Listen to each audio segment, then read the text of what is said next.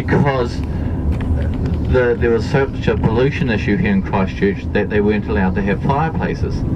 So of course you got no power, and of course you have no power, not like down my place, whereas if we had no power it'd be fine. I'd just put another block of wood on the fire and we could cook on top of the fireplace.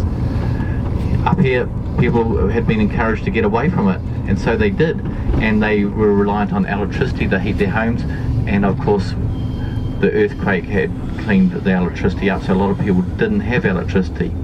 So then when the snow arrived in May, June, people were freezing, had no electricity and they're freezing. And then to add insult to injury, because the earthquakes were so great that some ground had gone up and some had gone down, and what used to be down is up, and now what used to be up is down.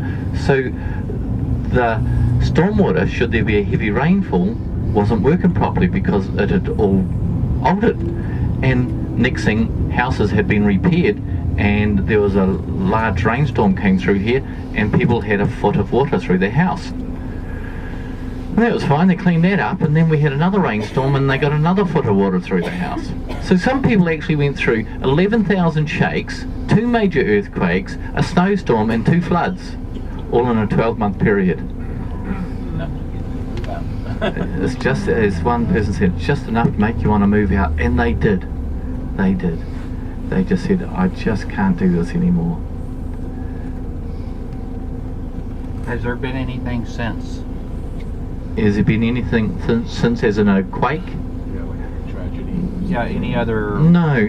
Basically the quakes, the shake, rattles and rolls kept going, but they just got lesser and less and less. They were less violent, and also they got further apart. And just, so it seems to be the trend that they just started to slowly dissipate.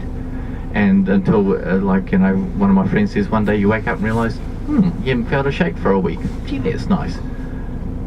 But people weren't sleeping. Every time it shook, they didn't know if there was another big one. Kids were traumatised. They really, I must admit, they really have focused well on the young children in the schools, getting them therapy if they need it. You know, they were having trouble with the kids not sleeping, and that was causing all these other social issues. And so that needed to be dealt with, and they had parents who are under stress, you know, what were they going to do? The government stepped in at the beginning, and through a fund they allowed employers to apply through government and get 80% of the salary that they were paying their staff, and they paid their staff for 3 months. So all the people who were notably affected by the earthquake and couldn't trade, they were able to attract this funding from the government to the tune of 80% of what it was, and pay their staff for the next 3 months, because they didn't have a job to go to. And the government realised that people needed to survive. At the end of the day, they had to get groceries somehow while they got their house sorted and their life sorted, because it had been turned upside down. You know, all the people, Peter talked about the central business district, and there were shops with money still in the cash register, and all their goods were still in the shops that they couldn't get to.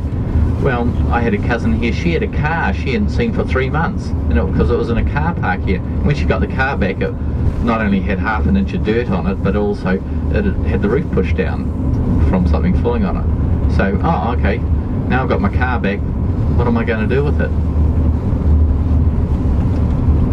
And yeah, it's just rather intriguing.